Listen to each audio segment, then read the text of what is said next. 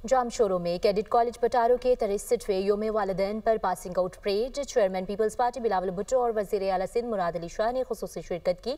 अपने खिताब में इनका कहना था कि पाकिस्तान अपनी खुद मुख्तारी की हिफाजत करना जानता है और आलमी सतह पर अपना मुनफरिद मकाम बना चुका है।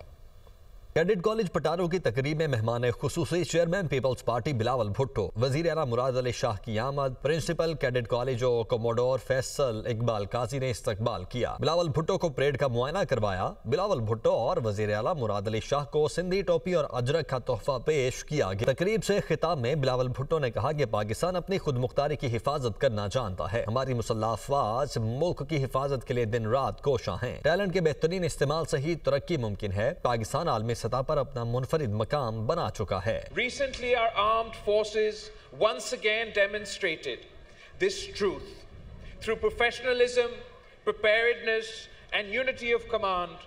Pakistan defended its sovereignty and secured a clear military success. Cadets ने पीटी शो, जिम्नास्टिक, घुड़सवारी और दीगर महारतों का भी मुजाहिरा किया, जो वालिदैन और मेहमानों की खुसूसी दिलचस्पी का बायस बना रहा। बिलावल भुट्टो ने कैडेट्स में इनामात और ट्रॉफी तकसीम की। तकरीब में अरकान कौमी सूबाई assembly, commissioner Hyderabad, DIG Hyderabad और वालिदैन की बड़ी तादाद ने शिरकत की।